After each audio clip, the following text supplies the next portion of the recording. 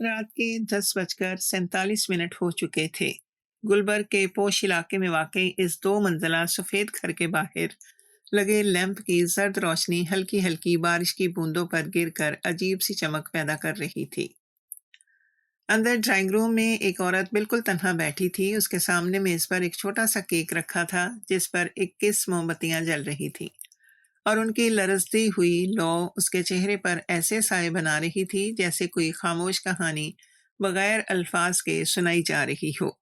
اریبہ نے اپنے سیاہ ریشمی دوپٹے کو کندھے پر ٹھیک کیا اور دیوار پر لگی گھڑی کی طرف دیکھا۔ سوئیاں تیزی سے آگے بڑھ رہی تھیں، مگر اس کی زندگی جیسے کہیں رک گئی تھی۔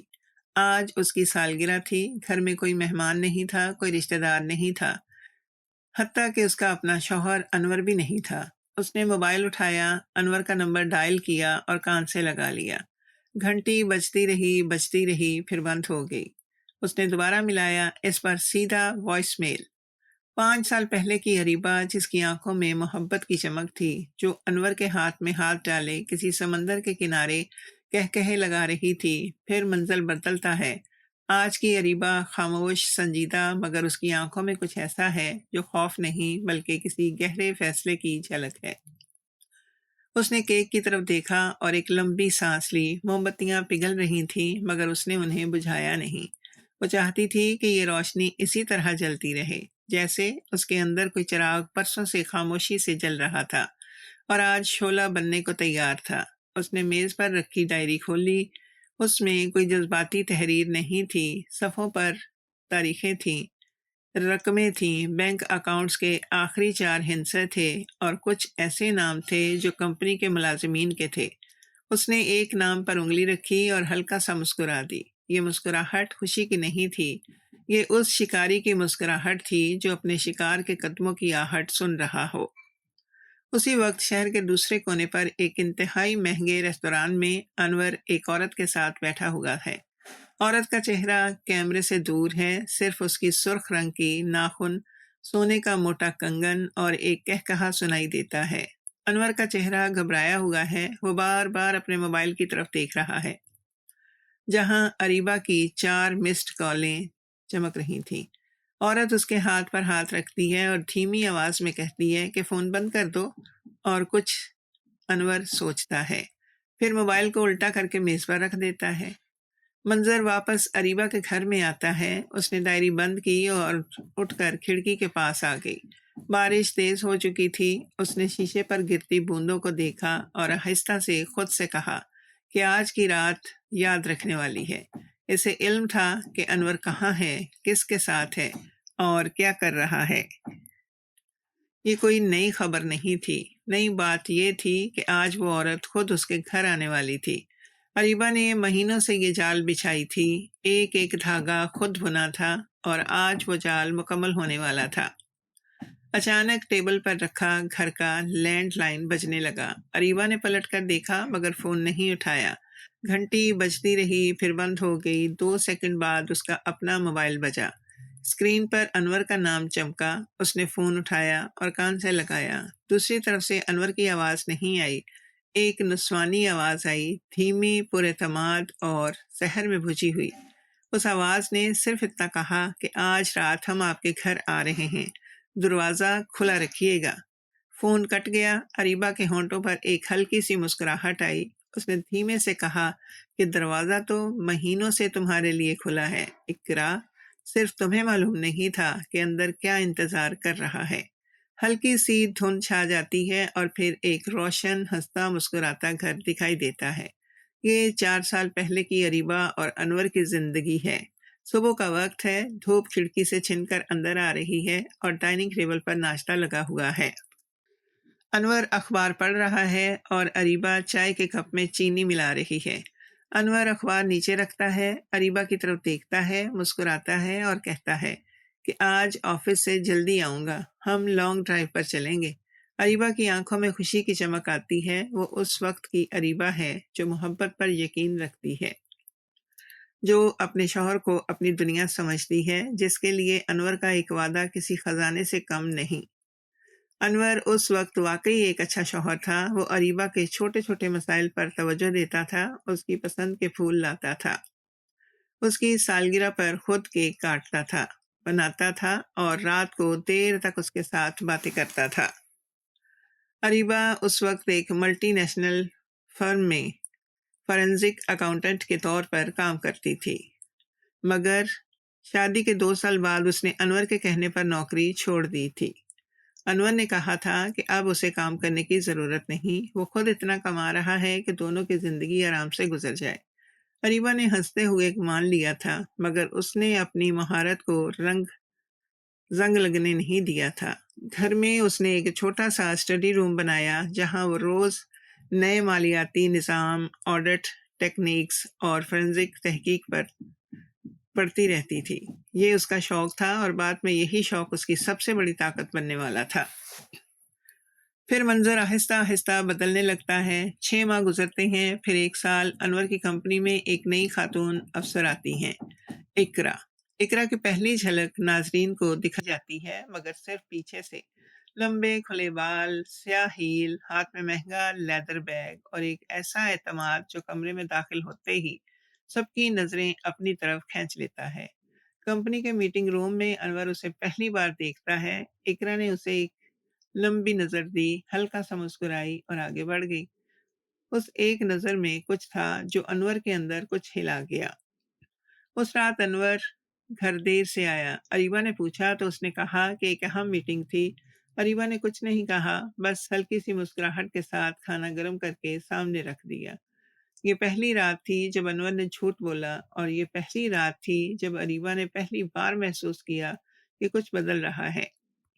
عورت کی چھٹی حس ایسی چیزیں پکڑ ہی لیتی ہے جن کے لیے ثبوت درکار نہیں ہوتے۔ پھر یہ سلسلہ چل نکلا اور انور کے آنے کا وقت روز بروز بدلنے لگا۔ کبھی 11 بجے، کبھی 12، کبھی رات کے 2 بجے۔ اس کے موبائل پر پاس ورڈ لگ گیا۔ اس نے فون کو ہمیشہ الٹا کر کے رکھنا شروع کر دیا۔ اس نے اپنی الماری میں ایک نئی خوشبو رکھی جو اریبہ نے اسے کبھی تحفے میں نہیں دی تھی۔ اس کی قمیضوں پر کبھی کبھی ایسی خوشبو ہوتی جو نہ اریبہ کی تھی نہ آفس کی۔ پھر مہنگے تحائف کا سلسلہ شروع ہوا۔ ایک دن سونے کا سیٹ، دوسرے دن ہیرے کی انگوٹھی، تیسرے دن کوئی مہنگا پرفیوم۔ اریبہ ہر تحفہ خاموشی سے قبول کرتی، شکریہ کہتی اور اپنی الماری میں رکھ دیتی۔ وہ سمجھ چکی تھی کہ یہ تحفے محبت نہیں، جرم کے کفارے ہیں۔ دوسری طرف کمپنی میں اقرا کی شہرت بڑھ رہی تھی۔ وہ نہ صرف کمپنی کی سب سے کامیاب خاتون افسر بن چکی تھی، بلکہ بورڈ کے فیصلوں میں بھی اس کی رائے کو اہمیت دی جانے لگی تھی۔ لوگ اسے ایک باوقار، پڑھی لکھی اور محنتی خاتون کے طور پر جانتے ہیں۔ کمپنی میں ایک بات یہ بھی مشہور ہو گئی کہ جو مرد افسر بھی اقرا کے قریب آتا ہے اس کی ترقی تیز ہو جاتی ہے، اس کی تنخواہ بڑھ جاتی ہے اور اس کے اکاؤنٹ میں نئی سرمایہ کاری کے مواقع آتے لگتے ہیں۔ مگر اسی مرد افسر کی زندگی چند مہینوں بعد اچانک بدل جاتی ہے۔ کوئی اچانک استعفیٰ دے دیتا ہے، کوئی خاموشی سے شہر چھوڑ جاتا ہے اور کوئی صرف ذہنی دباؤ کا شکار ہو کر بستر پر جا پڑتا ہے۔ کوئی ان باتوں کو جوڑنے کی کوشش نہیں کرتا تھا۔ ہر کوئی اقرا کو صرف ایک کامیاب عورت سمجھتا تھا۔ ایک دن اریبہ کی ملاقات اپنی پرانی سہیلی صوبیہ سے ہوئی جو اس کمپنی میں HR کے شعبے میں کام کرتی تھی۔ باتوں باتوں میں ایک عجیب سا ماحول بن گیا۔ اریبہ نے چائے کا کپ ہونٹوں سے لگایا اور اس سے پوچھا، کیسا ماحول؟ صوبیہ نے کہا کہ کچھ لوگوں کی ترقی بہت تیز ہو رہی ہے اور کچھ لوگ اچانک غائب ہو رہے ہیں۔ اریبہ کے کان کھڑے ہوئے مگر اس نے چہرے پر کچھ ظاہر نہیں کیا۔ اسی رات اریبہ نے پہلی بار اپنا وہ اسٹڈی روم دوبارہ کھولا جو مہینوں سے بند پڑا تھا۔ اس نے لیپ ٹاپ آن کیا، انور کی کمپنی کی پبلک فائنینشیل رپورٹس نکالی۔ چند اعداد و شمار پر اس کی نظر رکی۔ کچھ ادائیگیاں ایسی تھیں جن کا کوئی واضح جواز نہیں تھا۔ کچھ سپلائرز کے نام ایسے تھے جو اس نے پہلے کبھی نہیں سنے تھے۔ اس نے ایک لمبی سانس لی اور کاغذ پر پہلا نوٹ لکھا، یہ صرف بے وفائی کا معاملہ نہیں ہے، یہ کچھ اور ہے، کچھ بہت بڑا۔ اور اسی رات خاموشی سے ایک نئی اریبہ نے جنم لیا۔ اگلے دن سے اریبہ کی زندگی میں ایک نئی خاموشی ترتیب داخل ہوئی۔ ظاہر میں سب کچھ ویسا ہی تھا، صبح ناشتہ، دوپہر کی چائے، شام کو باغیچے میں پودوں کو پانی اور رات کو انور کا انتظار۔ مگر اس ترتیب کے پیچھے ایک اور دنیا آباد ہو چکی تھی۔ اسٹڈی روم کی چابی اب ہمیشہ اریبہ کی جیب میں رہتی تھی۔ اس کمرے میں داخل ہونے والا صرف ایک ہی شخص تھا اور اس کمرے سے نکلنے والا بھی وہی ایک شخص۔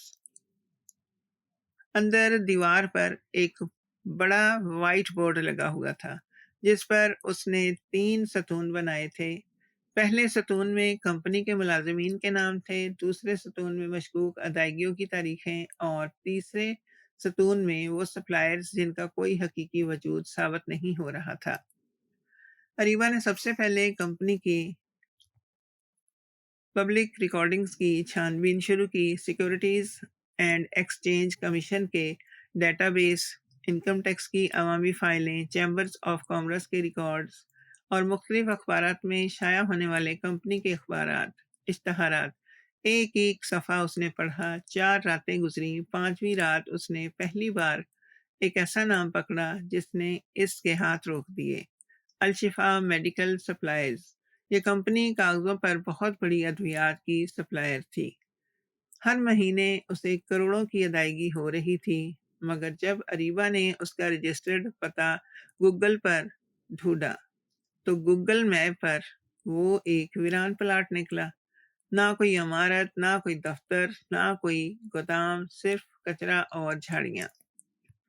اس نے یہ نام لکھا اور اس کے سامنے سرخ نشان لگا دیا۔ یہ اس کی تحقیق کا پہلا حقیقی ثبوت تھا۔ پھر اسی طریقے سے اس نے مزید 9 کمپنیوں کو ٹریس کیا۔ سب کاغذی تھیں، سب کے مالکان مختلف بھی تھے، مگر پتے ملتے جلتے تھے۔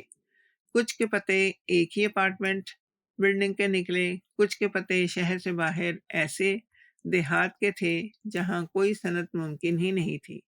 اریبہ نے سب کو ایک ہفتے پر چھوڑا۔ نقشہ ایک عنکبوت کے جالے کی طرح دکھنے لگا اور اس جالے کا مرکز ایک ہی شعبہ تھا، پروکیورمنٹ ڈپارٹمنٹ، اور اسی شعبے کی نگران تھی اقرا۔ اریبہ نے کرسی کی پشت سے ٹیک لگائی اور آنکھیں بند کر لیں۔ اسے سمجھ آنے لگی تھی کہ یہ کوئی معمولی کھیل نہیں تھا، یہ کروڑوں نہیں اربوں کا کھیل تھا۔ فرضی سپلائرز کے ذریعے کمپنی کے پیسے نکالے جا رہے تھے، پھر یہی پیسے مختلف اکاؤنٹس میں گھما پھرا کر واپس اقرا اور اس کے چند خاص ساتھیوں کے ذاتی اثاثوں میں تبدیل ہو رہے تھے۔ گاڑیاں، جائیدادیں، بیرون ملک اکاؤنٹس، سب اسی پیسے سے۔ مگر ابھی ایک سوال باقی تھا۔ اقرا اکیلی یہ سب نہیں کر سکتی تھی، اس کے ساتھ ضرور کوئی اندر کے لوگ شامل تھے، ایسے مرد جو اس کے ہر حکم پر دستخط کرتے، ہر ادائیگی کی منظوری دینے اور ہر جعلی رسید کو اصلی ثابت کر دیتے۔ اریبہ نے اپنی سہیلی صوبیہ کو بہت احتیاط سے کریدنا شروع کیا۔ کبھی چائے پر ملاقات، کبھی شاپنگ کے بہانے، ہر ملاقات میں بس چند سوال، اور صوبیہ خود بولتی چلتی جاتی۔ اس نے بتایا کہ فیصل صاحب جو پہلے کمپنی کے سب سے دیانتدار افسر مانے جاتے تھے، اچانک بدل گئے تھے۔ رات دیر تک آفس میں رکتے، اقرا کے کیبن سے دیر سے نکلتے اور پھر ایک دن اچانک استعفیٰ دے کر دبئی چلے گئے۔ وہاں پہنچ کر ان کا کوئی رابطہ نہیں رہا۔ ایسی ہی کہانی ہاشمی صاحب کی تھی اور شاہ زیب کی اور ندیم کی۔ ایک ایک کر کے 3 سالوں میں 11 افسران اسی طرح استعمال ہو کر پھینک دیے گئے تھے، مگر کسی کو کچھ سمجھ نہیں آتی۔ پھر ایک دن صوبیہ نے ایک بات کہی جو اریبہ کے دل میں تیر کی طرح پیوست ہو گئی۔ اس نے کہا کہ آج کل انور صاحب بھی اقرا کے کیبن میں بہت وقت گزارتے ہیں۔ لوگ باتیں بنا رہے ہیں، مگر میں نے کسی سے کچھ نہیں کہا۔ اریبہ نے چائے کا کپ ہونٹوں سے لگا رکھا تھا۔ اس کے چہرے پر ایک لمحے کے لیے بھی کوئی تاثر نہ آیا۔ اس نے صرف اتنا کہا کہ لوگ باتیں بنانے میں ماہر ہوتے ہیں۔ توجہ نہ دو، اگر اس رات جب وہ اسٹڈی روم میں داخل ہوئی تو اس نے وائٹ بورڈ پر انور کا نام بھی لکھ دیا اور اس کے سامنے ایک سوالیہ نشان لگا دیا۔ اریبہ کو اب اس نیٹ ورک کے اندر داخل ہونا تھا، مگر خود نہیں۔ اس نے ایک پرانی جاننے والی سمینا کو یاد کیا جو اس کے ساتھ فارنزک اکاؤنٹنٹ کی تربیت میں شامل رہی تھی اور اب ایک آزاد آڈٹ فرم چلا رہی تھی۔ اریبہ نے اس سے ملاقات کی، ساری صورتحال بتائی اور اس سے مدد مانگی۔ سمینا نے حیرت سے پوچھا کہ تم پولیس کے پاس کیوں نہیں جاتی؟ ابھی اتنے ثبوت کافی ہیں۔ اریبہ نے آہستہ سے سر ہلایا اور کہا کہ نہیں، ابھی نہیں، ابھی صرف مالی ثبوت ہیں۔ مجھے وہ ثبوت بھی چاہیے جو یہ ثابت کر دیں کہ یہ سب صرف پیسوں کا نہیں، اس سے ہی زیادہ گندا کھیل ہے۔ سمینا نے پوچھا کہ تمہارا مطلب کیا ہے؟ اریبہ نے اپنی چائے ختم کی، کپ نیچے رکھا اور کہا کہ مجھے شبہ ہے کہ اقرا ان مردوں کو صرف پیسوں سے قابو نہیں کرتی، وہ کچھ اور بھی استعمال کرتی ہے، اور یہی اس کی سب سے بڑی طاقت ہے، اور یہی اس کی سب سے بڑی کمزوری بھی ہوگی۔ سمینا خاموش ہو گئی۔ اسے سمجھ آ گیا تھا کہ اریبہ کیا کہنا چاہ رہی ہے۔ اس نے صرف اتنا کہا کہ مجھے چند ہفتے دو، میں تمہیں سب معلوم کر کے دوں گی۔ اریبہ نے شکریہ کہا اور اٹھ کھڑی ہوئی۔ باہر نکلتے ہوئے اس نے آسمان کی طرف دیکھا۔ سورج غروب ہو رہا تھا اور اس کی سرخ روشنی پورے شہر پر پھیلی ہوئی تھی۔ اریبہ نے دل میں سوچا کہ اقرا، تمہاری رات آنے والی ہے، اور اس رات کے بعد کوئی سویرا نہیں ہوگا۔ 3 ہفتے گزر گئے۔ اس دوران اریبہ نے اپنے چہرے پر ایک بھی شکن نہ آنے دی۔ انور جب دیر سے گھر آتا وہ اس کے لیے کھانا گرم کرتی۔ انور جب کوئی نیا تحفہ لاتا تو خوش ہو کر اسے پہنتی اور شکریہ ادا کرتی۔ انور جب کسی جھوٹ کا سہارا لیتا وہ یقین کر دینے کا ناٹک کرتی۔ اندر ہی اندر وہ ایک ایک لمحے کو ذہن میں محفوظ کر رہی تھی، جیسے کوئی وکیل عدالت میں پیش کیے جانے والے ہر لفظ کو یاد کرتا ہے۔ 21ویں دن کی شام سمینا کا فون آیا، صرف ایک لائن: آج رات 9 بجے میرے دفتر آ جاؤ، اکیلی۔ اریبہ نے مقررہ وقت پر سمینا کے دفتر کا دروازہ کھٹکھٹایا۔ سمینا نے دروازہ کھولا اور اسے اندر لے گئی۔ کمرے کی روشنی مدھم تھی۔ میز پر ایک لیپ ٹاپ کھلا رکھا تھا اور اس کے ساتھ ایک چھوٹی سی USB۔ سمینا نے کرسی کھینچ کر اریبہ کو بٹھایا اور ایک لمبی سانس لی۔ اس نے کہا، اریبہ، جو تم نے مجھ سے کہا تھا وہ سچ نکلا، مگر جو میں نے ڈھونڈا ہے وہ تمہاری سوچ سے بھی بہت زیادہ گہرا ہے۔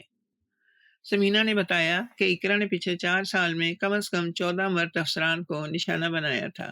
وہ پہلے ان کے ساتھ قریبی مراسم بناتی، انہیں ذاتی زندگی میں شامل کرتی، مہنگے تحائف دیتی اور آہستہ آہستہ انہیں اپنے اوپر منحصر کر دیتی۔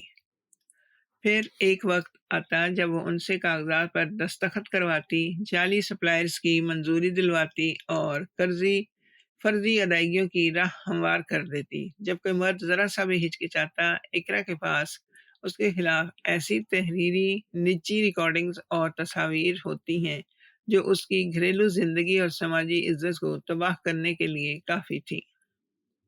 کچھ افسران نے مزاحمت کی، انہیں فوراً نکال دیا گیا اور اس کے خلاف مالی بدعنوانی کے جعلی کیسز بنا کر انہیں ملک چھوڑنے پر مجبور کر دیا گیا۔ سمینا نے لیپ ٹاپ کی اسکرین پر اریبہ کی طرف گھمائی۔ اس پر ایک بینک ٹرانزیکشن کی ایک لمبی فہرست تھی۔ کل رقم دیکھ کر اریبہ کے ہاتھ ٹھنڈے پڑ گئے۔ 4 سال میں تقریباً 1 ارب 70 کروڑ روپے کمپنی سے نکالے جا چکے تھے۔ ان میں سے ایک بڑا حصہ اقرا کے بیرون ملک اکاؤنٹس میں تھا، کچھ حصے اس کی بہن اور والدہ کے ناموں پر جائیدادوں میں تھا، اور کچھ حصہ ان مرد افسران کے اکاؤنٹس میں بھی تھا جنہیں اس نے استعمال کیا تھا۔ یہ ان کے حصے کی رشوت تھی اور یہی ان کے گلے کا پھندا بھی۔ پھر سمینا نے ایک فولڈر کھولا۔ اس نے کہا، اریبہ، جو میں تمہیں دکھانے والی ہوں وہ دیکھنے کے بعد تمہیں مضبوط ہونا پڑے گا۔ اریبہ نے سر ہلایا۔ اسکرین پر ایک بینک اکاؤنٹ کھلا۔ اکاؤنٹ ہولڈر کا نام تھا انور رحمان۔ پچھلے 18 مہینوں میں اس اکاؤنٹ میں 7 مختلف ٹرانزیکشن کے ذریعے تقریباً 4 کروڑ روپے آ چکے تھے۔ تمام رقم کا سلسلہ انہی جعلی سپلائر سے جا ملتا تھا۔ اریبہ نے ایک لمبی سانس لی۔ اس کے چہرے پر نہ حیرت آئی، نہ غصہ، نہ آنسو۔ وہ پہلے ہی جانتی تھی، آج صرف تصدیق ہوئی تھی۔ سمینا نے آخری فائل کھول لی۔ یہ چند تصاویر اور ایک ویڈیو کلپ تھا، اقرا اور انور کے۔ اریبہ نے ایک لمحے کے لیے اسکرین کو دیکھا، پھر آہستہ سے اپنا ہاتھ بڑھایا اور لیپ ٹاپ بند کر دیا۔ اس نے سمینا سے کہا کہ مجھے یہ ثبوت نہیں چاہیے، یہ اقرا کے پاس ہوگا تو ہوگا، میں اس گندگی کو اپنے ہاتھ میں نہیں چھونا چاہتی، مجھے صرف مالی ثبوت اور بلیک میلنگ کے ثبوت چاہیے، یہی کافی ہیں۔ سمینا نے حیرت سے پوچھا، تو اب اگلا قدم کیا ہے؟ اریبا نے اپنے بیگ سے ایک چھوٹی سی نوٹ بک نکالی اور اس میں پہلے سے ایک منصوبہ لکھا ہوا تھا۔ اس نے سمینا کو دیکھا اور کہا، اب میں انہیں خود اپنے ہاتھوں سے پکڑ کر لاؤں گی اور وہ خود اپنی زبان سے سب کچھ اگلیں گے۔ سمینا نے پوچھا، اور اگر وہ نہ اگلے تو؟ اریبا ہلکا سا مسکرائی اور اس نے کہا، غرور بہت بڑا کمزور ہے۔ نقطہ۔ سمینا، اقرا جیسے لوگ خاموش نہیں رہ سکتے۔ اقرا جیسے لوگ خاموش نہیں رہ سکتے۔ انہیں اپنی جیت دکھائی دیتی ہے، اپنی طاقت جتلانی ہوتی ہے۔ بس مجھے انہیں ایک اور موقع دینا ہے۔ جہاں وہ خود آ کر بولیں، باقی کام ان کی زبان کر دے گی۔ سمینا نے ایک لمبی سانس لی۔ اس نے کہا، اریبا تم بدل گئی ہو۔ اریبا نے بیگ اٹھایا، کرسی سے کھڑی ہوئی اور دروازے کی طرف بڑھ گئی۔ جاتے جاتے اس نے پیچھے مڑے بغیر کہا، نہیں سمینا، میں بدلی نہیں ہوں۔ میں اب بس پوری طرح سے جاگ چکی ہوں۔ اگلے دن سے اریبا کی زندگی میں ایک نیا مرحلہ شروع ہوا۔ اب صرف تحقیق نہیں کرنی تھی، اب جال بچھانا تھا، اور جال ایسا کہ جس میں پھنسنے والا خود چل کر آئے، اپنی مرضی سے آئے اور یہ سمجھتے ہوئے آئے کہ وہ خود شکاری ہے۔ سب سے پہلے اس نے ایک قابل اعتماد وکیل کا انتخاب کیا، ایڈوکیٹ رفت جہاں، جو کارپوریٹ فراڈ اور وائٹ کالر کرائم کی ماہر تھیں اور اپنی دیانتداری سے مشہور تھیں۔ اریبا نے ان سے ملاقات کی، ساری تحقیق ان کے سامنے رکھی اور ان سے کہا کہ مجھے ہر قدم قانون کے دائرے میں رہ کر اٹھانا ہے۔ رفت نے فائلیں دیکھی، خاموش رہیں اور پھر کہا کہ اریبا، آپ کے پاس اتنے ثبوت ہیں کہ ہم کل ہی FIA کے پاس جا سکتے ہیں۔ اریبا نے مسکرا کر کہا، جا سکتے ہیں، مگر اس سے صرف مقدمہ چلے گا۔ میں مقدمہ نہیں چاہتی، میں صرف ایک اعتراف چاہتی ہوں، ان کی اپنی زبان سے، ان کی اپنی مرضی سے۔ رفت سمجھ گئی۔ انہوں نے کہا، ٹھیک ہے، تو پھر ہمیں قانونی طور پر ریکارڈنگ کا انتظام کرنا ہوگا اور اس کا ہر پہلو ایسا ہو جو عدالت میں قبول کیا جائے۔ اسی رات ایک قانونی طور پر مجاز نجی سیکورٹی کمپنی سے رابطہ کیا گیا۔ اریبا نے اپنے گھر کی تجدید کا بہانہ کر کے 3 دن کے لیے پینٹرز اور الیکٹرانز بلوائے۔ انور اس دوران ویسے بھی گھر کم ہی آتا تھا۔ ان لمبی راتوں، ان 3 دنوں میں گھر کی ہر جگہ اہم جو تھی وہاں خفیہ کیمرے لگا دیے گئے۔ ڈرائنگ روم کی چھت کو کونوں میں، شمعدانوں کے پیچھے، دیوار پر لگی پینٹنگز کے فریموں میں، حتیٰ کہ کیک اسٹینڈ کے اندر بھی آواز کی ریکارڈنگ کے لیے الگ مائکروفون لگائے گئے، جو کسی بھی زاویے سے ہر لفظ پکڑ لیتے تھے، پکڑ لیتے تھے۔ ساری فوٹیج براہ راست ایک محفوظ کلاؤڈ سرور پر جاتی ہے، جس کا رسائی کوڈ صرف اریبا اور رفت کے پاس تھا۔ پھر اریبا نے دوسرا قدم اٹھایا، اور جو اس منصوبے کا سب سے بڑا نازک حصہ تھا۔ سب اقرا کے کان تک ایک خاص پیغام پہنچاتا تھا، ایسا پیغام جو اسے مطمئن بھی کر دے اور اس کے غرور کو بھڑکا بھی دے۔ اس نے صوبیہ کو دعوت پر بلایا۔ چائے کے دوران اس نے اپنی آنکھوں میں مصنوعی نمی لا کر کہا کہ صوبیہ، مجھے سب معلوم ہے، انور کسی اور عورت کے ساتھ ہے، میں نے اسے پکڑ لیا ہے۔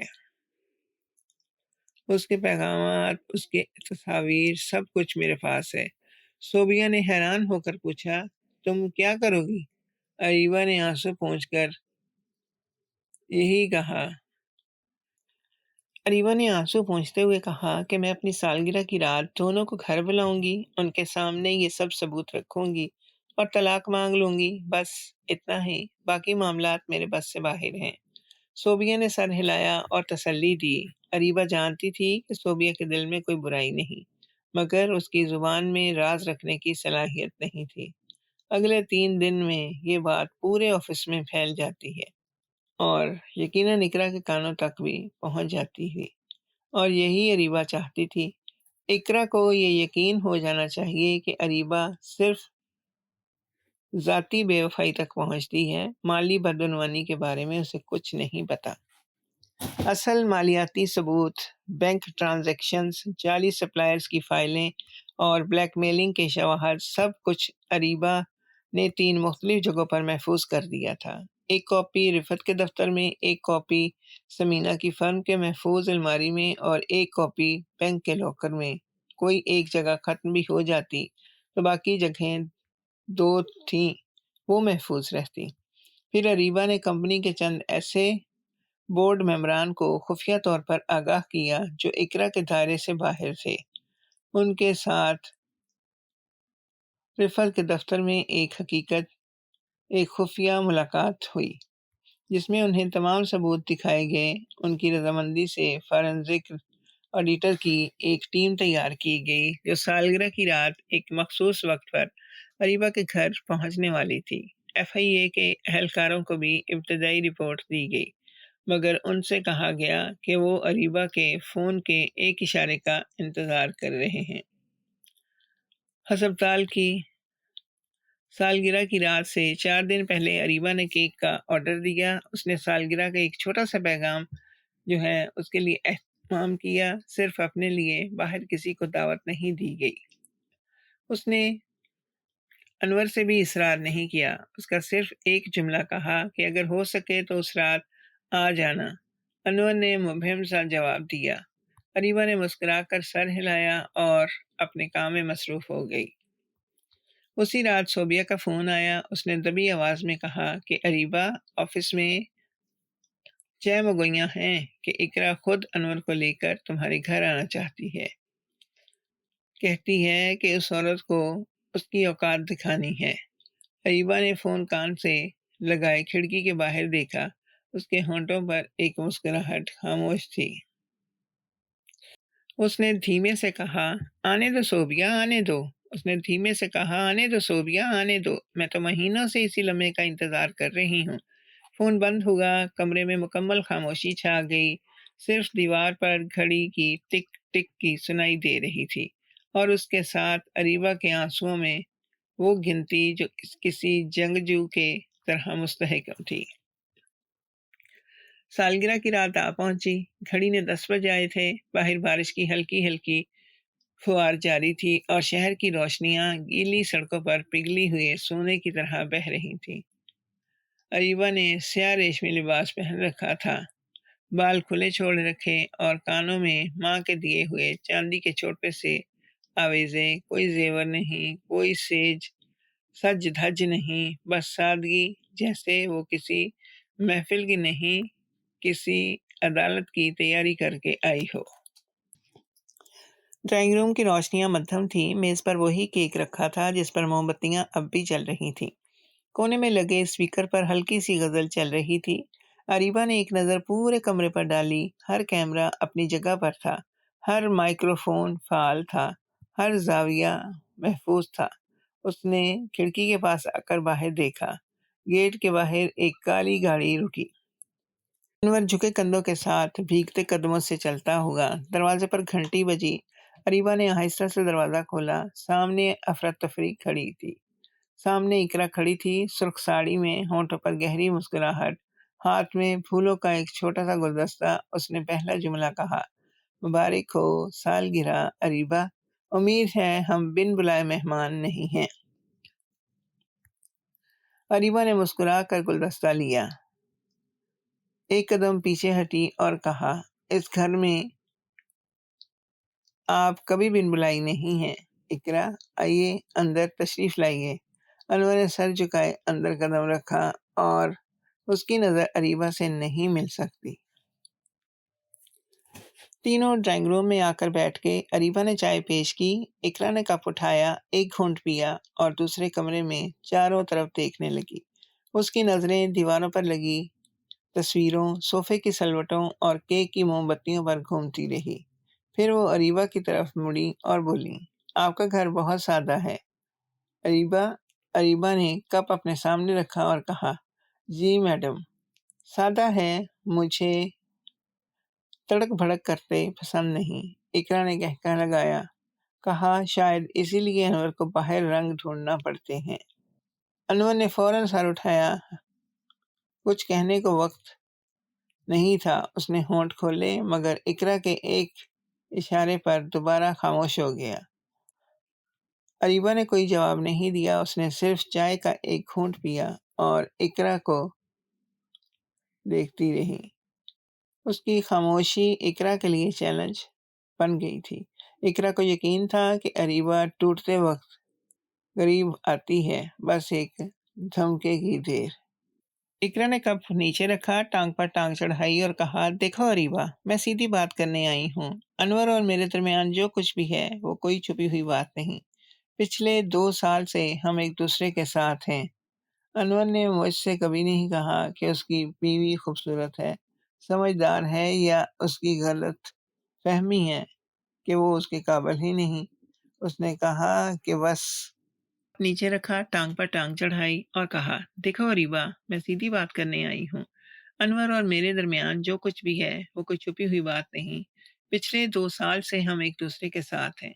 انور نے مجھ سے کبھی نہیں کہا کہ اس کی بیوی خوبصورت ہے، سمجھدار ہے یا اس کے قابل ہے۔ اس نے کہا کہ وہ ایک بورنگ عورت ہے جو گھر میں بند رہ کر پودوں کو پانی دیتی ہے۔ آج میں نے سوچا کہ آپ سے مل ہی لوں، دیکھ لوں کہ آخر وہ عورت کیسی ہے جسے چھوڑ کر انور میرے پاس آیا۔ اریبہ نے ہلکی سی پلکیں جھپکی، سر ذرا سا جھکایا اور بولی، اور آپ کیا نتیجہ نکالا آپ نے؟ اقرا نے مسکرا کر کہا، وہی جو میں سوچ کر آئی تھی، ایک عام سی سیدھی سادھی بے ضرر عورت۔ اریبہ نے آہستہ سے سر ہلایا اور کہا، شکر ہے۔ اقرا کو یہ جواب عجیب لگا مگر اس نے توجہ نہ دی۔ انور اسی دوران چپ چاپ بیٹھا رہا، اس کی نظریں اپنے ہاتھوں پر جمی ہوئی تھی۔ اسے سمجھ نہیں آ رہا تھا کہ وہ کیوں یہاں پر ہے اور اقرا اسے یہاں کیوں لائی ہے۔ اقرا نے اسے ایک نظر سے دیکھا اور کہا، انور، تم بتاؤ اریبہ کو وہ سب کچھ جو تم نے مجھ سے کہا ہے۔ بتاؤ کہ ہم پچھلے مہینے ذہنی دبئی کیوں گئے تھے۔ بتاؤ کہ تم نے مجھے وہ ہیرے کا ہار کیوں لے کر دیا تھا۔ بتاؤ کہ تم روز مجھے کیا میسج کرتے ہو۔ انور نے کچھ نہیں کہا۔ اقرا نے تیز آواز میں کہا، بتاؤ انور۔ اریبہ نے دھیمی آواز میں مداخلت کی، کہا، رہنے دیجیے اقرا، وہ نہیں بتا پائے گا، آپ ہی بتا دیں، آپ کی زبان زیادہ رواں ہے۔ اقرا کی آنکھوں میں چمک آ گئی، اسے لگا کہ اریبہ اسے چیلنج کر رہی ہے، اور یہی وہ جال تھا جس میں گرنے کے لیے وہ خود چل کر آئی تھی۔ اس نے کپ اٹھایا، ایک لمبا گھونٹ لیا اور کہا، ٹھیک ہے، سنو پھر، آج میں تمہیں سب بتاتی ہوں، ایک ایک بات شروع سے آخر تک۔ اریبہ نے صوفے کی پشت سے ٹیک لگائی، اس کے چہرے پر وہی خاموش سکون تھا جو صبح سے تھا۔ بارش باہر تیز ہو گئی، کیمروں کی سرخ روشنیاں پردوں کے پیچھے چپ چاپ چل رہی تھیں اور ہر کان لگا کر سن رہی تھی۔ اقرا نے کپ میز پر رکھا اور صوفے کی پشت سے ٹیک لگا کر بیٹھ گئی۔ اس کے چہرے پر وہ خاص چمک آ چکی تھی جو کسی فاتح کے چہرے پر ہوتی ہے۔ اس نے شروع کیا، کہا، اریبہ، تمہیں لگتا ہے کہ میں صرف انور کی زندگی میں ہوں؟ نہیں، انور تو صرف ایک نام ہے میری فہرست کا۔ اس سے پہلے فیصل تھا، اس سے پہلے ہاشمی، اور اس سے پہلے شاہ زیب، اور ان سے پہلے بھی کئی، سب کے سب پڑھے لکھے اور اونچے عہدوں پر اپنی بیویوں کے ساتھ خوش نظر آنے والے مرد، اور سب کے سب میرے ایک اشارے پر گھٹنوں کے بل۔ اریبہ نے کچھ نہیں کہا، صرف سنتی رہی۔ اقرا کا نشہ بڑھتا گیا۔ اس نے کہا، تم جانتی ہو یہ سب کیسے شروع ہوا؟ 8 سال پہلے جب میں نے کمپنی جوائن کی، مجھے احساس ہوا کہ اس ملک میں عورت کے لیے کامیابی کا ایک ہی راستہ ہے، یا تو مردوں سے لڑ کر تباہ ہو جاؤ یا انہیں استعمال کر کے چوٹی پر پہنچو۔ میں نے دوسرا راستہ چنا۔ میں نے ان کی کمزوریوں کو پہچانا اور ان کے گھروں کے حالات پڑھے، ان کی محرومیوں کو ناپا اور پھر ایک ایک کر کے سب کو اپنے قدموں میں آنے دیا۔ اس نے کہا لگایا، کہا، اور یہ سب مفت میں تو نہیں ہوتا، یہ ہر مرد نے قیمت ادا کی ہے۔ فیصل نے 4 کروڑ کے کاغذات پر دستخط کیے، ہاشمی نے 7 کروڑ کی جعلی خریداری کی منظوری دی، شاہ زیب نے مجھے پورے پروکیومنٹ شاہ زیب نے مجھے پورے پروکیورمنٹ ڈپارٹمنٹ کا کنٹرول دلوایا، اور جب کوئی ذرا بھی سر اٹھاتا اس کی وہ راتیں، وہ تصاویر، وہ پیغامات سب کے سب اس کے سامنے آ جاتے۔ پھر وہ خود چل کر میرے پاس آتا اور کہتا، اقرا، جو چاہو کر لو، بس یہ عزت مٹ جانے دو۔ اور میں مسکرا کر کہتی، تو پھر ایک اور دستخط کر دو۔ پھر کچھ نہیں۔ اریبہ نے پہلی بار سوال کیا، آہستہ سے پوچھا، اور یہ سارا پیسہ کہاں جاتا ہے؟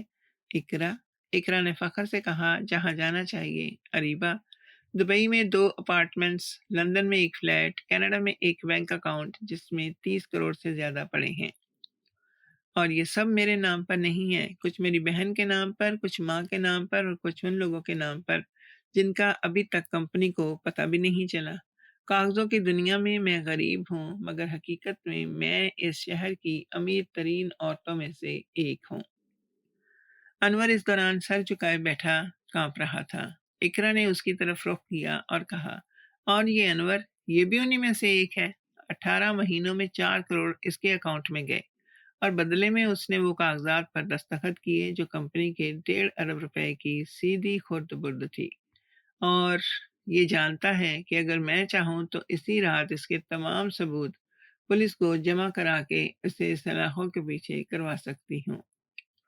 اس نے یہ آج یہاں میرے ساتھ بیٹھا ہے، اپنی بیوی کے سامنے سر جھکائے، کیونکہ اسے پتا ہے اس کی زندگی اب میرے ہاتھ میں ہے۔ انور نے اچانک سر اٹھایا، اس کی آنکھوں میں آنسو تھے۔ اس نے کہا، اریبہ، مجھے معاف کر دو، میں پھنس گیا تھا۔ پہلی بار اس نے میرے ساتھ کھانا کھایا، پھر اس نے مجھے تحفے دینے شروع کر دیے، پھر ایک رات جو ہوا وہ ہو گیا۔ اگلی صبح مجھے اس کے پیغام ملے، تصاویر ملی، اور کہا گیا کہ اب تم ہماری بات مانو گی، ورنہ سب اریبہ کو بھیج دیا جائے گا۔ میں ڈر گیا تھا اریبہ۔ میں نے ایک اور دستخط کیا، پھر دوسرا، پھر تیسرا۔ ہر بار پیسے آتے گئے، ہر بار جال کستا گیا۔ آج میں یہاں اس لیے ہوں کیونکہ اقرا نے حکم دیا ہے، میں انکار نہیں کر سکتا۔ اقرا نے ہنس کر کہا، دیکھا اریبہ، یہ ہے تمہارا شوہر۔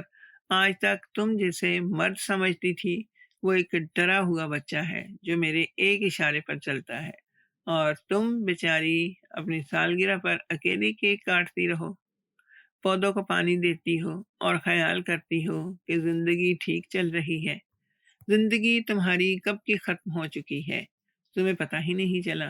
اریبہ نے ایک لمبی سانس لی، اس نے اقرا کی طرف دیکھا اور کہا، اقرا، کیا آپ نے سب کچھ بتا دیا یا کچھ باقی ہے؟ اقرا نے شان سے کہا، بس یہی سب کچھ ہے، اب تم سناؤ، تم کیا کرو گی؟ اریبہ نے آہستہ سے سر ہلایا۔ اس نے کچھ نہیں کہا، صرف اپنی گھڑی پر ایک نظر ڈالی۔ رات کے 11:17 ہو چکے تھے۔ اسی لمحے دروازے کی گھنٹی بجی، لمبی، مسلسل اور فیصلہ کن۔ اقرا کے چہرے کی مسکراہٹ پہلی بار لڑکھڑائی تھی۔ اس نے پوچھا، اس وقت کون؟ اریبہ نے صوفے سے اٹھتے ہوئے ٹھہری آواز میں کہا، میرے مہمان۔ اقرا، آپ نے بغیر بلائے آنے کی زحمت کی، تو میں نے بھی چند لوگوں کو بغیر بتائے بلا لیا۔ اریبہ آہستہ سے دروازے کی طرف بڑھی۔ اقرا کی نظریں اس کی پشت پر تھیں۔ انور نے سر اٹھا کر دیکھا، اس کے چہرے پر ایک عجیب سا خوف تھا جس میں ذرا سی امید بھی شامل تھی۔ اریبہ نے دروازہ کھولا۔ باہر بارش میں بھیگتے ہوئے 7 لوگ کھڑے تھے۔ سب سے آگے ایڈوکیٹ رفعت جہاں، ان کے ساتھ سمینہ، اس کے پیچھے کمپنی کے 3 بورڈ ممبر، اور آخر میں FIA کے 2 اہلکار سادہ لباس میں۔ اریبہ نے ایک قدم پیچھے ہٹایا اور انہیں کہا کہ تشریف لائیے۔ سب لوگ خاموشی سے اندر داخل ہوئے۔ ڈرائنگ روم میں داخل ہوتے ہی اقرا کے چہرے کا رنگ اڑ گیا۔ وہ صوفے سے اٹھ گئی۔ اس نے تیز لہجے میں کہا، یہ کیا مذاق ہے اریبہ؟ یہ لوگ کون ہیں؟ رفیہ جہاں نے اپنا کارڈ آگے بڑھایا اور کہا، محترمہ، میں ایڈوکیٹ رفعت جہاں ہوں، میں اریبہ انور کی قانونی وکیل۔ یہ آپ کے ساتھ بیٹھے صاحبان آپ کی کمپنی کے بورڈ ممبران ہیں۔ اور یہ جو 2 حضرات وفاقی تصدیق کے لیے آئے ہیں، ہم سب پچھلے 1 گھنٹے سے آپ کی گفتگو کی ریکارڈنگ سن رہے ہیں۔ اقرا کے چہرے کا رنگ سفید ہو گیا۔ اس نے چاروں طرف تیزی سے دیکھا، چھت کے کونوں پر، پینٹنگز کے فریموں پر، شمع دانوں کے پیچھے۔ اب اسے وہ چھوٹی سی سرخ روشنیاں نظر آنے لگی جنہیں وہ ابھی تک سجاوٹ سمجھ رہی تھی۔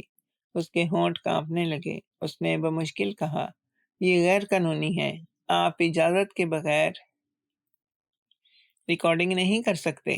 رفعت نے سکون سے کہا، محترمہ، یہ اریبہ کا اپنا گھر ہے۔ ملکی قانون کے تحت کوئی بھی شخص اپنے گھر میں سیکورٹی کے مقاصد کے لیے ریکارڈنگ کر سکتا ہے، اور آپ اپنی مرضی سے یہاں تشریف لائی ہیں۔ آپ نے جو کچھ کہا آپ اپنے اخبار سے کہا، اور یہ سب عدالت میں مکمل طور پر قابل قبول ثبوت ہے۔ اسی وقت سمینہ نے اپنا لیپ ٹاپ میز پر رکھا اور کھول دیا۔ اس نے بورڈ ممبران کی طرف اسکرین گھمائی۔ اس پر بینک ٹرانزیکشن کی وہ لمبی فہرست تھی جس پر اریبہ نے مہینوں محنت کی تھی۔ ایک پورے ممبر مبشر لقمان نے سنا اور ہدایت کی۔ اس پر بینک ٹرانزیکشن کی وہ لمبی فہرست تھی جس پر اریبہ نے مہینوں محنت کی تھی۔ ایک بورڈ ممبر مسٹر اقبال نے صفحے پلٹتے ہوئے کہا، یا اللہ، 1 ارب 70 کروڑ! اقرا، یہ سب تم کر رہی تھی اور ہمیں کانوں کان خبر نہ ہوئی؟ اقرا نے کچھ کہنے کی کوشش کی مگر اس کی زبان نے ساتھ نہ دیا۔ سمینہ نے دوسرا فولڈر کھولا۔ اس میں الشفا میڈیکل سپلائز سمیت ان 10 جعلی کمپنیوں کی مکمل تفصیل تھی، ان کے پتے، ان کے فرضی مالکان، اگر ان کے بینک اکاؤنٹس، اور ہر ادائیگی کا سراغ کیسے واپس اقرا کے بیرون ملک اکاؤنٹس میں جا کر ختم ہوتا ہے۔ پھر تیسرا فولڈر کھولا۔ اس میں 14 مرد افسران کے نام تھے۔ ان میں سے 11 کے ساتھ ہونے والی بلیک میلنگ کے شواہد، اور 12ویں نام پر انور رحمان کا نام تھا۔ انور نے سر جھکا لیا۔ FIA کے ایک اہلکار نے اپنی جیب سے ایک کاغذ نکالا۔ اس نے کہا، محترمہ انور، محترمہ اقرا، آپ کے خلاف کمپنی کے فنڈز کے غبن میں لانڈری، جعل سازی اور بلیک میلنگ کی دفعات کے تحت تفتیش کا آغاز ہوتا ہے۔ FIA کے اہلکار نے اپنی جیب سے ایک کاغذ نکالا۔ اس نے کہا، محترمہ اقرا، آپ کے خلاف کمپنی کے فنڈز کے غبن، منی لانڈرنگ، جعل سازی اور بلیک میلنگ کی دفعات کے تحت تفتیش کا آغاز ہو چکا ہے۔ آپ سے درخواست ہے کہ ہمارے ساتھ چلیں۔ مسٹر انور رحمان، آپ بھی۔ اقرا کی ٹانگیں لڑکھڑا گئیں۔ وہ صوفے پر گر گئی۔ اس نے بمشکل سر اٹھا کر اریبہ کی طرف دیکھا اور کہا، یہ سب تم نے کیا؟ اریبہ نے صرف سر ہلا دیا۔ اسی وقت سب سے بزرگ بورڈ ممبر سردار ادریس اٹھ کر آگے آئے۔ ان کے ہاتھ میں ایک لفافہ تھا۔ انہوں نے وہ لفافہ کھولا اور اقرا کے سامنے میز پر رکھ دیا۔ کہا، اقرا، یہ کاغذات دیکھو۔ اقرا نے کانپتے ہاتھوں سے کاغذ اٹھایا، پہلی سطر پڑھی اور اس کی آنکھیں پھٹی کی پھٹی رہ گئی تھیں۔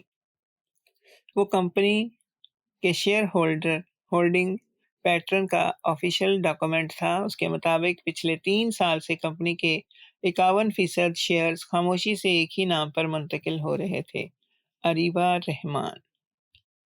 سردار ادریس نے کہا، اقرا، تم پچھلے 3 سال سے جس کمپنی کو لوٹ رہی تھی اس کی اکثریتی مالک اریبہ ہے، اور ہم بورڈ ممبران جو آج تک تمہارے سامنے کھڑے ہیں، ہم سب اس کے مقرر کردہ ہیں۔ تمہیں لگتا تھا تم شکاری ہو، حقیقت میں تم پچھلے 8 مہینوں سے ایک ایسے پنجرے میں چل رہی تھی جس کی چابیاں اسی عورت کے ہاتھ میں تھیں جسے تم بورنگ گھریلو خاتون سمجھ رہی تھی۔ اقرا کے ہاتھ سے کاغذ گر گیا۔ اس نے اریبہ کی طرف دیکھا۔ اریبہ اسی سکون سے کھڑی تھی جیسے شام سے کھڑی تھی۔ اس نے آہستہ سے کہا، اقرا، میں نے آپ سے کہا تھا نا، اس گھر کا دروازہ مہینوں سے آپ کے لیے کھلا ہے۔ آپ کو صرف یہ نہیں پتا تھا کہ اندر کیا کرنا ہے اور کیا انتظار ہو رہا ہے۔ بارش باہر تیز ہو گئی تھی۔ کیمروں کی سرخ روشنیاں ابھی بھی چل رہی تھیں، اور رات کا سب سے بڑا راز اپنی جگہ پر آ چکا تھا۔ FIA کے اہلکار آگے بڑھے۔ ایک نے اقرا کے کندھے پر ہاتھ رکھ کر اسے کھڑا ہونے کا اشارہ کیا۔ اقرا کی ٹانگیں ابھی بھی کانپ رہی تھیں، مگر اس نے خود کو سنبھالنے کی کوشش کی۔ اس نے سر اٹھایا، ایک آخری بار اریبہ کی طرف دیکھا اور کچھ کہنا چاہا، مگر اس کے حلق سے آواز نہ نکلی۔ اسے احتیاط سے باہر لے جایا گیا۔ انور کو دوسرے اہلکار نے ساتھ لیا۔ گاڑی میں بیٹھنے سے پہلے انور نے پیچھے مڑ کر دیکھا۔ اریبہ دروازے کے پاس کھڑی تھی، خاموش، بے حس، جیسے اسے دیکھ ہی نہ رہی ہو۔ گاڑیاں گیٹ سے نکل گئیں، گھر میں صرف بارش کی آواز رہ گئی۔ اگلی صبح یہ خبر پورے ملک میں پھیل چکی تھی۔ ملک کی ایک بڑی میڈیکل کمپنی میں 1 ارب 70 کروڑ روپے کا فراڈ۔ اعلیٰ عہدے کی خاتون افسر گرفتار، بلیک میلنگ اور جعل سازی کا نیٹ ورک بے نقاب۔ اخبارات کے صفحہ اول پر اقرا کی تصویر تھی، جس میں اسے سر جھکائے گاڑی میں سوار ہوتے دکھایا گیا تھا۔ ٹی وی چینلز پر مسلسل بریکنگ نیوز چل رہی تھی۔ کمپنی کے شیئرز میں پہلے دن گراوٹ آئی، مگر جب دوپہر کو یہ خبر آئی کہ کمپنی کی اکثریتی مالک اور نئی چیئر پرسن اریبہ رحمان ہیں، تو شیئرز دوبارہ سنبھلنے لگے۔ لوگوں کو یقین ہو گیا کہ کمپنی محفوظ ہاتھوں میں ہے۔ تفتیش تیزی سے چلی۔ فارنزک آڈیٹرز نے دن رات کام کیا۔ سمینا کی ٹیم نے وہ سارا کام جو مہینوں کا لگتا، ہفتوں میں سمیٹ دیا۔ ہر جعلی سپلائر کا سراغ لگایا گیا، ہر بینک اکاؤنٹ کو منجمد کر دیا گیا، ہر جائیداد کی نشاندہی کرتی گئی۔ اقرا کی بہن اور والدہ کے ناموں پر رجسٹرڈ اپارٹمنٹس، دبئی کے فلیٹ، لندن کی جائیداد، سب کچھ عدالت کے سامنے رکھ دیا گیا۔ ان 14 مردوں افسران میں سے بھی 6 کو گرفتار کیا گیا جو ابھی تک ملک میں تھے۔ باقی 6 کے وارنٹس بیرون ملک بھیج دیے گئے تھے۔ عدالت میں پہلی پیشی کے دن کمرہ عدالت لوگوں سے کھچا کھچ بھرا ہوا تھا۔ اقرا کٹہرے میں کھڑی تھی۔ اس کا وہ سرخ لباس نہیں تھا، وہ سونے کے کنگن نہیں تھے، وہ اونچی ایڑی نہیں تھی۔ سادہ سا سفید لباس، بکھرے ہوئے بال اور آنکھوں کے نیچے سیاہ حلقے۔ سرکاری وکیل نے سارے ثبوت پیش کیے، audio recording, video footage, bank transactions, جعلی کمپنیوں کے کاغذات اور وہ 11 افسران کے بیانات جنہوں نے اپنے ساتھ ہونے والی بلیک میلنگ کا اعتراف کیا تھا۔ اقرا کے وکیل نے کوشش کی کہ ریکارڈنگز کو غیر قانونی قرار دیا جائے، مگر رفت جہاں نے ایک ایک نقطہ کاٹ دیا۔ عدالت نے ریکارڈنگ کو مکمل طور پر تسلیم کر لیا۔ انور کا مقدمہ الگ چلا۔ اس کی پہلی پیشی پر اریبہ خود عدالت میں موجود تھی۔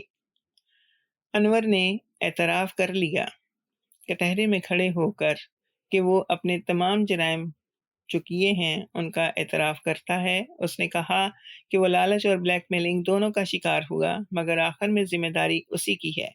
پھر اس کی نظر اریبہ پر پڑی۔ اس نے کانپتی آواز میں کہا، اریبہ، میں معافی مانگتا ہوں۔ میں جانتا ہوں تو مجھے معاف نہیں کرو گی، مگر ایک بار، صرف ایک بار میری طرف دیکھو، مجھے بتاؤ کہ غلطی کہاں ہوئی، کب سب کچھ بدل گیا۔ اریبہ نے سر اٹھایا۔ اس کی آنکھوں میں نہ آنسو تھے، نہ غصہ، نہ افسوس۔ اس نے آہستہ سے کہا، انور، جس دن تم نے پہلی بار جھوٹ بولا، اس دن سب کچھ بدل گیا تھا، باقی سب صرف نتائج تھے۔ تم آج جو کچھ بھی ہو اپنے چناؤ سے ہو، میں نے تمہیں صرف آئینہ دکھایا ہے۔ اس کے بعد اس نے نظریں پھیر لیں اور دوبارہ انور کی طرف نہیں دیکھا۔ اس کے لیے وہ باب اسی لمحے بند ہو گیا تھا۔ 4 مہینوں کی سماعت کے بعد فیصلہ سنایا گیا۔ اقرا کو منی لانڈرنگ، بلیک میلنگ، جعل سازی اور امانت میں خیانت کے جرم میں 14 سال قید بامشقت اور تمام غیر قانونی اثاثوں کی ضبطی کی سزا سنائی گئی۔ انور کو 9 سال قید کی سزا ملی، باقی 6 افسران کو مختلف مدت کی سزائیں سنائی گئیں۔ کمپنی کے وہ فنڈز جو بیرون ملک منتقل ہوئے تھے، ان کی واپسی کے لیے بین الاقوامی قانونی کارروائی شروع کر دی گئی تھی۔ فیصلے کے دن اقرا نے آخری بار اریبہ کو دیکھا۔ عدالت سے باہر جاتے ہوئے وہ ایک لمحے کے لیے رکی۔ اس نے مڑ کر اریبہ کی طرف دیکھا اور کہا، تم جیت گئیں۔ اریبہ نے سکون سے جواب دیا، نہیں اقرا، میں جیتی نہیں، میں نے صرف اپنا حق واپس لیا ہے۔